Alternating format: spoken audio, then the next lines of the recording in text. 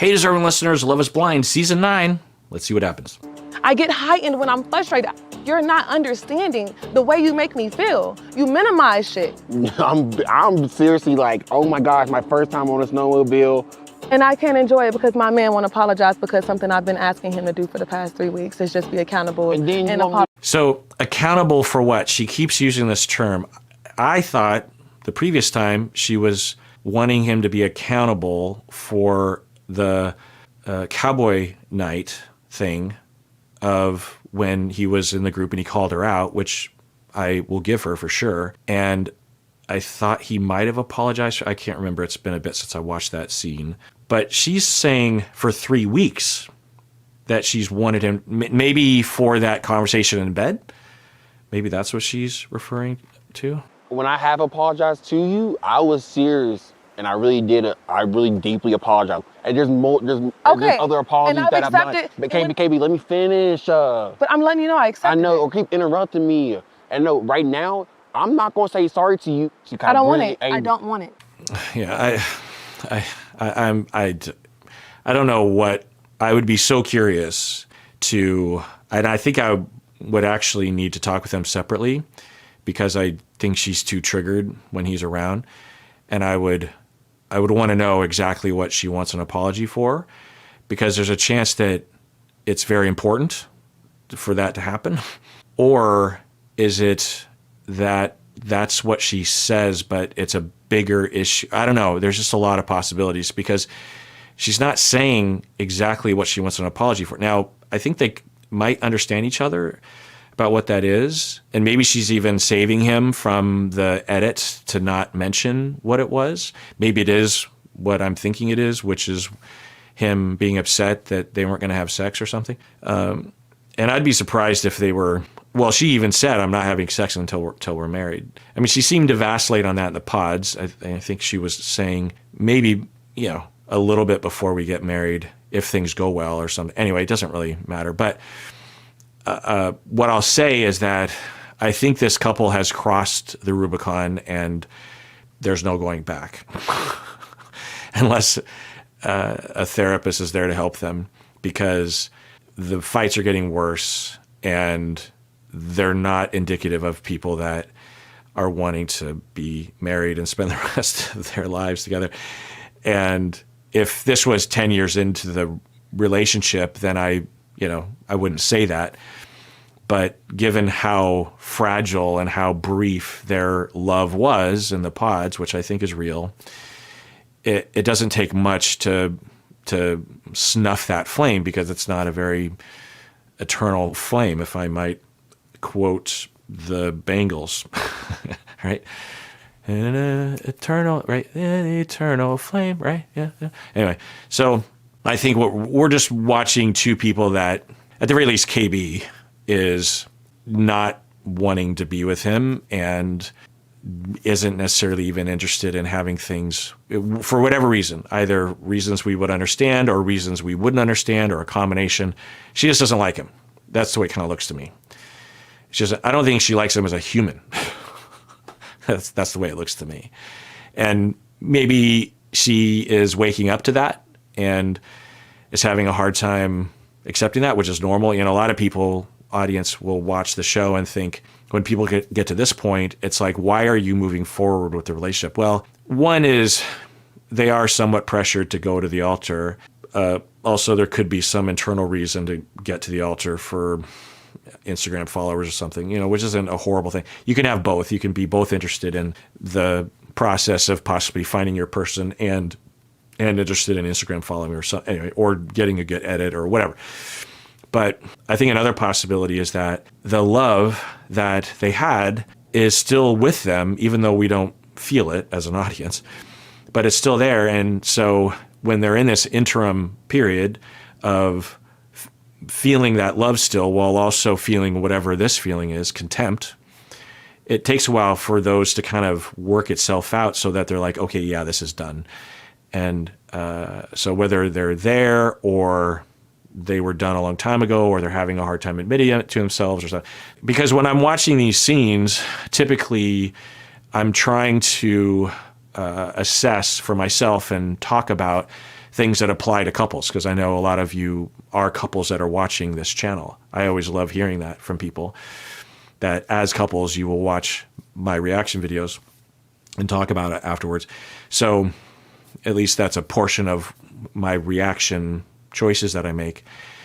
And when couples get to this point, you know, we could start to evaluate it, or I could use it as a jumping off point, but not really, because I've seen in my office, and I've lived it myself at being in a marriage, that sometimes you cross that Rubicon and you're no longer being helpful or constructive. You're no longer listening. There's almost nothing that can get people off of that track. And the solution typically is to just take a break. It's nothing to be sorry about. Yeah, what are you apologizing for in this very moment? Nothing. Okay. I've really done nothing wrong to you. Okay. Because here you are still sitting with me on a snowmobile. I think if I really done you wrong, you would not be still sitting. No, I'm still fighting for you. It? Okay. I always swallow shit. And I tell you that all the time. Well, you can stop. Yeah.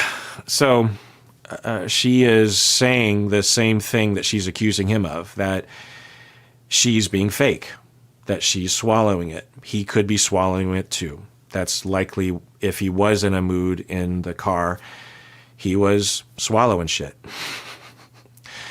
He was unsure, or didn't feel safe, or if he did open his mouth, it wouldn't be constructive or something. And that's what she was doing.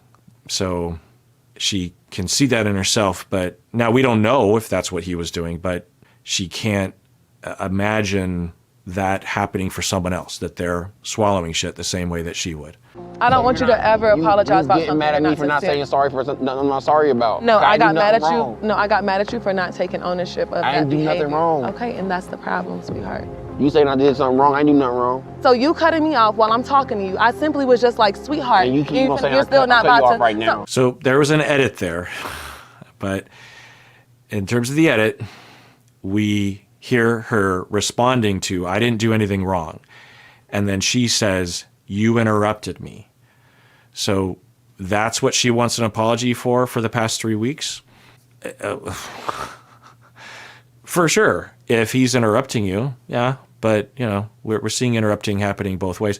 Plus, that wouldn't be typically a sort of thing that you would say as just like a marriage ending or a relationship ending. Sort of. If it's chronic, I suppose, but I don't know. There was an edit there. I'm wondering if she said something and they cut it out because they're trying to screw her over in the edit, or it was too sensitive of a thing that she said, something sexual. I don't know. But let's rewind that. You can kind of see there's like a shift. I didn't do nothing wrong. Okay, and that's the problem, sweetheart. You saying I did something wrong, I didn't do nothing wrong. So you cutting me off. I don't know. But you see that? It was clearly a jump there. Now, it could have just been time, right? Just silence, or she said, and then turns, but you clearly see this, like all of it, this, like her tone shift. This is a different point in the conversation. Now, it could have just been a couple seconds, and that's why they edited it out.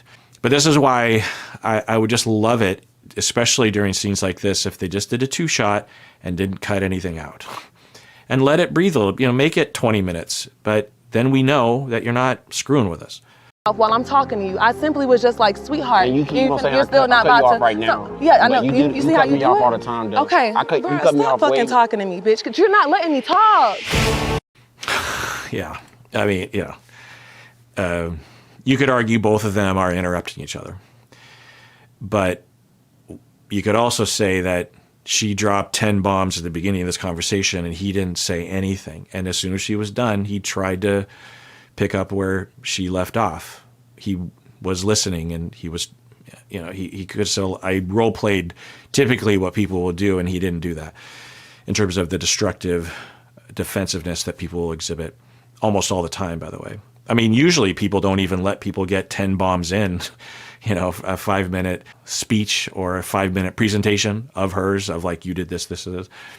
And so she is saying, you interrupt me, and then he's like, well, you interrupt me too, and then she calls him a bitch. Yeah. I don't know, but I'll just say that if you are in a relationship with someone, or really anyone, but particularly in a relationship, calling them a bitch is not constructive. You can do it, and maybe it's justified, but it's not going to help. Mocking someone like the way she has done at least a couple times. She has mocked him and other things that we've identified. I'm just saying that if you want things to go well, and that if you receive that kind of behavior from someone, you should know that that is, in my book, crossing the line. Being sarcastic, rolling your eyes, mocking someone, which I don't know if we've seen on this show before, and then calling someone a bitch. Have we ever seen someone even use that word about their partner or about anyone? I'm trying to remember. Now, there's different usages of that term, right? But so if you're getting that kind of behavior, there's a chance that as when you were growing up, you saw a lot of that in your family or towards you, and you might think intellectually that's not okay, but you might actually emotionally feel like it's normal and deserved or understandable. It's not.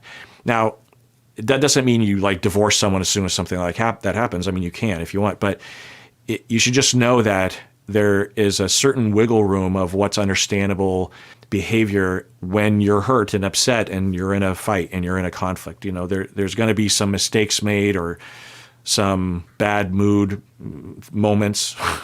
You know, it's hard to, you know, it's normal. We're not robots, but we all can, as mature adults, refrain from calling people names. And so if you're receiving that kind of behavior, you should know that you, I think, have the right to say, I'm not going to have a conversation with you if you're going to call me names. I'm not going to have a conversation with you if I'm going to allow you to talk for 5 minutes, and then as soon as I start to get 3 sentences in, you're interrupting me. So unless there's back and forth, some equality, some parity of time, especially when I'm trying to work something out and I'm not accusing you of anything, then I can't have this conversation. There has to be some semblance of respect to each other, and calling someone a bitch, that's just not okay. I'm not saying I'm divorcing you. I'm just saying we're not going to have this conversation because, you know, in a certain way, it's like when you're talking to kids, because that's what kids will do. Immature people will call people names. And you can talk to a child and say, you know, you and I were in a conversation. You wanted to stay out past curfew. You're 17-year-old.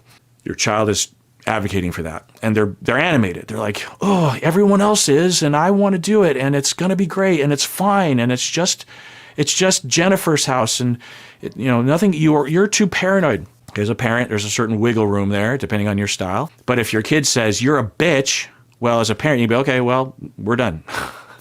You crossed the line. I'm not, because as a parent, you might even think, and it's rational to think this, that it's irresponsible for you as a parent to continue to engage in a back and forth with someone that is doing that. You're allowing it to happen, or you're rewarding it to a certain extent. And so now there's wiggle room. You know, some kids are a little antsy and a little impulsive with their words, so there's no right or wrong here, but it's a common parenting approach or teacher at school approach of just like, look, we can talk about it, but as long as you're being respectful, we can go back and forth. I might even change my mind. But if you cross the line, then it's my responsibility to draw a boundary. The conversation's over. We can talk about it again once you've calmed down, but in this moment, no more. Because I don't want to reward you calling people names. I don't want to give you the impression that you can do that. I simply was just like, sweetheart, and you keep on saying, you're still not about to. Right now. So, yeah, I know. You see how you do off it? all the time, though. Okay, you cut me stop off fucking talking to me, bitch, because you're not letting me talk. I didn't just agree with you a moment ago, but I let you get that shit off your chest. This is how you bring me out my fucking character. Yeah, I think there's some shame going on with her that when she's talking to, I don't know. I think there's a chance that she's not used to this kind of conversation. She's not used to someone like him. I think she's even said as much in the pods. She's used to someone meeting her with this energy, and he's not. And I think she doesn't know what to do. And I think she's hurt and afraid, and I think she's legitimately worried about the edit, as I think any rational person would be. And she just doesn't know how to interpret what's happening. She doesn't know what to say. And calling her out her character, I haven't heard anything that you could maybe say there were some implications, but she has been, that's all she's been, well, not all, but she's called him immature. She's called him fake. She's called him, what were the other things? A bitch. That's calling someone out in their character. So, I don't know what's happening right now. Now, maybe off camera, maybe in a different part of the edit that we didn't get to see. We don't know. Like, damn. At this point, you know how to push me and you just be doing this shit. You can get a degree in something, it would be cutting KB off. That would be your fucking degree. Because that don't make no sense to keep doing that shit. That is so damn annoying. So, what we can say in terms of the edit is he didn't get heated when she called him out on his character, called him a bitch, accused him of interrupting when he, arguably did a little bit, but he hadn't been given a chance to talk. And when he was talking, at least in the beginning, it was, I think, a legit attempt. At least the bit that he managed to get out was, I think, at least in the direction of a possible, and it almost looked like it was going to happen. It almost looked like the way that he responds, she would match him and then they could, get down the road, because there was a bit of softening there. But anyway, a lot of people in his shoes would say, did you just call me a bitch? And then escalation, name calling, yelling back or whatever. Okay, gloves are off. Now it's gonna happen. You what? Okay, it would be understand. A lot of people would do that, and I wouldn't necessarily, it's not a good thing, but it's there's a range of defensive behavior that I think is typical and understandable, right? And he didn't do any of that. He did a little bit, I suppose. He's just like, I'm not going to apologize. But I feel like they never really established what he had done wrong that he was supposed to apologize for. Maybe they know what they're referring to, but I didn't hear, aside from him interrupting her, apparently, is a thing, which, okay, fine. But anyway, I don't know. What do people think of this couple? I'm just so curious. Because the little bit that I saw on the survey that I sent out, and there were only a few people out of, a bunch that said along these lines, but there were a couple people that were saying that Edmund was manipulative. I should look at what they said. Okay, this person said, I liked Edmund until the bedroom scene where he broke down. He acts like he has his emotions in check, but that right there showed me a whole new side of him, very insecure. Yeah, I guess I should address that at least by naming it, that for, I think, a certain portion of the audience, there's a trauma that they at least interpret from their past, that they had a partner or someone that they were in a relationship with that seemingly had their shit together, and then all of a sudden they didn't. They revealed that they had emotions, and maybe it was abusive, maybe it was a result of them stuffing their feelings or faking or something. At the very least, it was shocking for someone. And I think the edit, and maybe even the way Edmund is, it could trigger that for people watching, and maybe for KB as well, of just like, oh, people will say that there's like performative males or something. And there's suspicion around that, I think, for good reason, because I think it does happen sometimes, but I think it can be overly applied. And so I think maybe there's a reaction from some people in the audience about that it's just like, oh, you come across like you're Mr. Mature and you're Mr. Happy and Mr. Non-toxic male about the guy in the club thing. And then when it all comes down to it, you're just like every other guy, and you feel like you own women's bodies and stuff like that. And yeah, I mean, could you say that legitimately from what happened? Sure. But it's a way of sort of emphasizing certain things. But anyway, let's read what someone else said. And then this person says, I can't tell. I really feel for Calibria this season because she's trying so hard to understand and support Edmund, but she's getting nothing back. The blatant white lies on this season, as if they're being recorded, also really shocked me. I don't know if that's what they're referring to about Edmund, but anyway, so getting nothing back. trying so hard. She's trying so hard to understand him. Yeah. And then I feel like they should be warned. I feel like they should have warned Calabria about Edmund's more disturbing behavior. He seems potentially dangerous. When I read this on the straight, I'm like, what? Well, maybe because he was humping the floor or something. Was that what people were referring to? I mean, dangerous. Is he weird? Yeah, but dangerous? I mean, maybe. But anybody can be dangerous. Going on, validating evidence. Although I do not agree with KB's sentiment that she needs a man to be manly.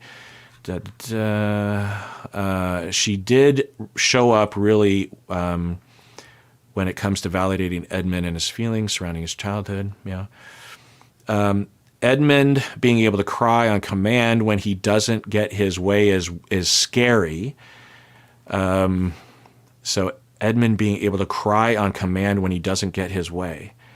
You know what I mean? It's like this point of view that, I guess you could say anybody on the show is using emotions to be manipulative. Now, when he cried in bed, that was a problem. I think it was genuine, but it was based, and the words coming out of his mouth were indicative of some kind of rabbit hole he's been down on the internet, which is common for people, which isn't great, but and or just absorbing toxic masculine notions that men can possess women's bodies and they deserve to be sexed all the time, you know what I mean? But that he's crying on command, one, and two, that it's scary, that he's dangerous. And then I'm concerned about whether Edmund is okay. He seems to struggle to regulate his emotions. In all the fights that he's had, we've seen 3 big fights at the cowboy thing, the next day, and this one. I see someone that is having a very high ability to manage their emotions. Now you could say, well, he's fake. I guess, I don't know, but he's being, she's called him a bitch. Another person, Edmund is a hard one to crack. Almost comes across manipulative and might not even be intentional. It almost seems as if he is truly struggling with regulating his emotions, maybe something he didn't learn as a child. So yeah, that's another factor, that this is just foster kid stigma, and people are assuming that he's suspicious or suspect or dangerous or broken or something, when I've repeatedly said we don't know. Would it be something to have as a minor yellow flag of just like, well, attachment injury can have some complications when it comes to relationships, but honestly, I haven't seen anything along. If anything, I've seen him fawn. Anyway, blah blah blah. Yeah, I mean, so I'm just searching by Edmund. This is what I've been reading to you everything that people said on the show. I'm worried for Edmund and the internet backlash. So that's the first comment of someone saying something that at least isn't like suspicious of him, at least from my memory. I really like Edmund and Calabria, and I hope I won't be disappointed. They might go on my list of my favorite Love Is Blind participants. This is after episode 6 was aired, so, and I suspect people might have different opinions about that, but Edmund outfits are absolutely fabulous and really I admire to the same degree. Let's see, that's it. So that's all the Edmund talk.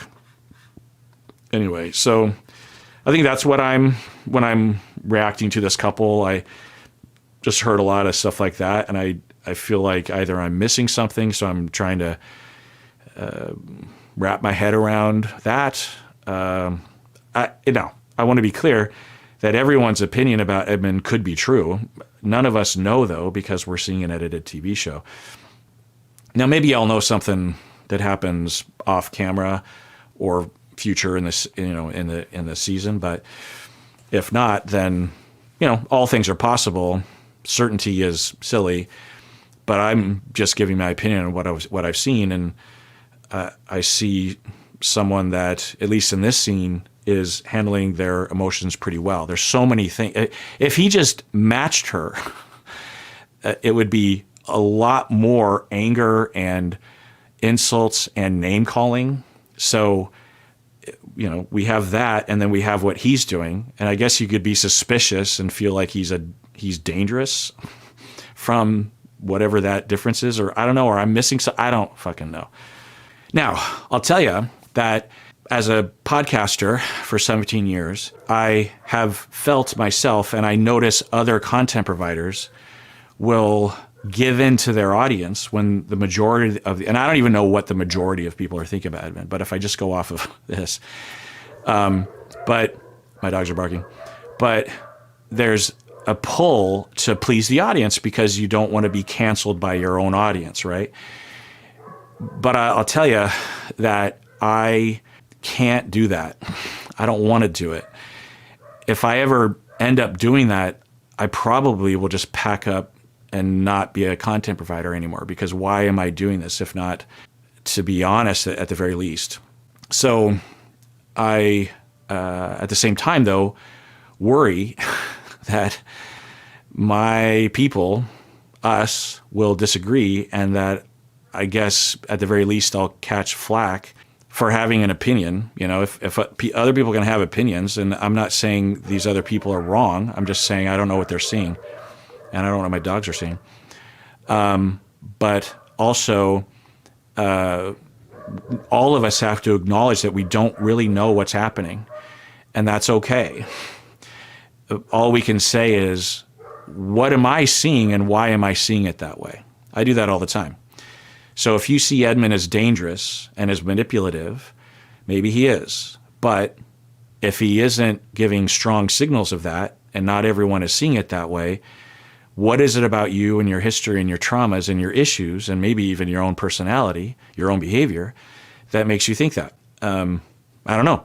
I'm not saying that you're wrong or that you're distorted, but it's worth exploring. And if there are things like that, you deserve to be self-aware of it and also recover from those things. Part of being a good therapist is to investigate these things throughout your life and throughout your career, in therapy and in self-awareness and in self-reflection and journaling and in one's own marriage. So I have spent a lot of time sifting through and getting cold sweats of shame as I face parts of myself that I'm not proud of. And in doing so, I wrestle with those things, get a handle on them to some extent, so that when I am observing people, I'm less likely to be reacting to my inner demons as I'm trying to accurately observe other people and react to them with compassion and love and empathy. Not only, as a reaction video sort of guy, like whatever, but as a therapist, that's where it really matters, right? And so there's that. Plus, as a professor, my bread and butter course that I have taught for 30 years has to do specifically with this, with investigating your issues as a student. I teach in the class theories, and there's a lot of academic learning, but they apply all those theories to themselves as students. And I took this class when I was in graduate school 30 years ago. And in doing so, you're learning theory, you're learning how to apply it, but you're also given a chance to look at yourself and discover things and wrestle with things and witness your classmates going through it as well and supporting each other and having, some pretty big breakthroughs. And for a lot of students, they've been through a lot of therapy, and yet almost all the time, and they're telling me that, I was going to say, almost all the time students will report that it's a very helpful class. And then I was also going to say, but I have a position of power as a professor. They are trying to be nice to me because I could ruin their careers if I didn't like them or if I flunked them or something. So, take my observation of the usefulness of my class with a grain of salt, with that in mind, of that power that I possess. But anyway, I'll just say for myself, when I took it 30 years ago, it was very helpful. It's not the end-all, be-all to one's self-awareness, but it does help. So I say all that because most people don't really have that opportunity. They don't have the privilege, to spend the time to do that, right? To get paid literally to look at your own personality, to heal from your traumas, to study theory and apply it to yourself and continually think like, what am I doing that is distorted? And what am I doing that is distorting how I'm viewing others, or what's being triggered in me right now that's giving me a bias? For us therapists, for us at least good therapists, we are eternally dedicated to that, not only because we learned that was important, but because we like doing it. That's one of the reasons why when I decided to become a therapist when I was 24 years old for the first time, I'd never thought of working in psychology, and it just popped into my head. I'm in traffic on 520. I'm just, dude, is this what I want to do? Because I was in market research, and I'm like, I don't know. I kind of like this, but is this what I want to do? I was just completely stopped.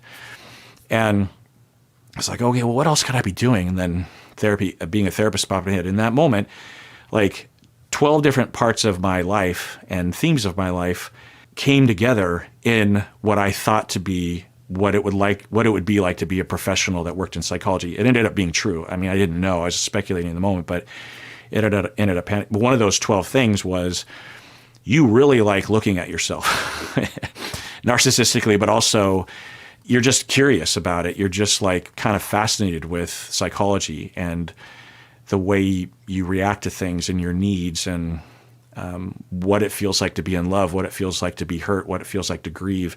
As evidence of this, I'd been journaling since I was 13. No one told me to journal. I didn't know anyone else who had a diary. I mean, I'd heard about people having a diary in the movies or something, but I didn't know anyone.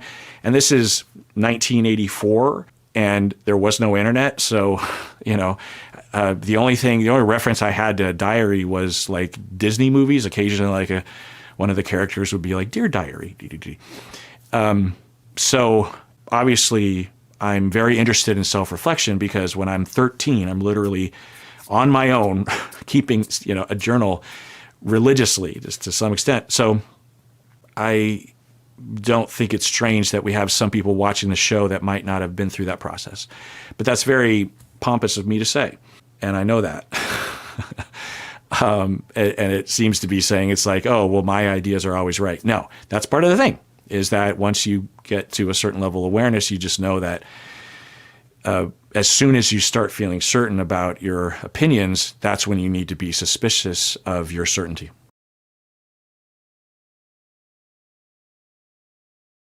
And I'm really curious, because I'm assuming they don't get married, that I'm really curious about their interviews that they're giving right now. I'll tell you where I am in the timeline right now is that in 2 days, the reunion will come out.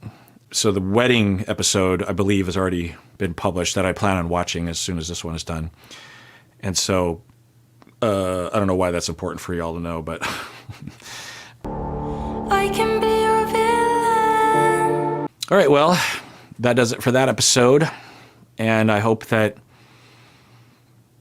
I didn't alienate anybody out there.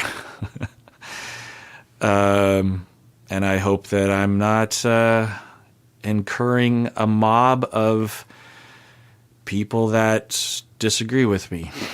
We can totally disagree.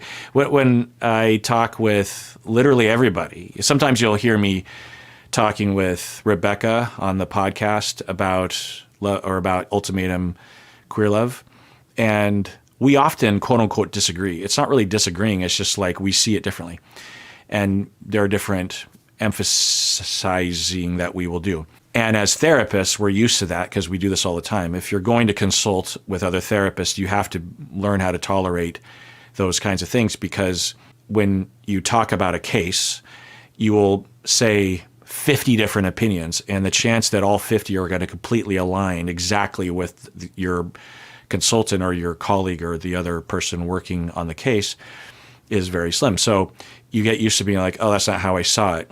And you consider it. You're like, oh, that's another person that has another idea. So I'm considering, but it doesn't mean that you think that they're right or wrong, or that you're right and they're wrong. You're just like, oh, that's interesting. I wonder what that's about. It's just questions. So I just hope that if people hate Edmund or something, or think he's dangerous, and maybe he'll prove to be, some ways I kind of hope that happens. I mean, that's weird, but, and then I could say, okay, I agree. I mean, so to get back to what I was saying earlier, I would love to never be at odds with the audience. Wouldn't it be nice? I know what it feels like to be at odds with the audience. So there's that. But I will tell you, as a consumer of podcasts and YouTube channels and other kinds of things, I hate it when I notice that my content provider is giving in to mobs. If I'm a fan of someone, I want them to be themselves, even if I disagree with them.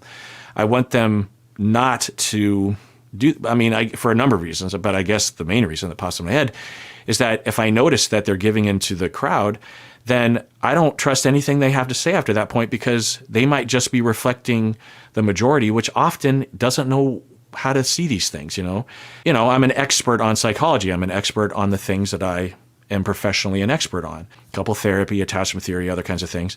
And so the chance that I might have a differing point of view is pretty high, given that other people haven't spent their whole life studying these kinds of things. So I don't know. But I'll be congruent and say that I'm a little terrified, honestly. But you got to just have the reaction you do and then put it out there and then just live with the consequences. So we can all take care of each other, hopefully, because we all deserve it. We really, really do.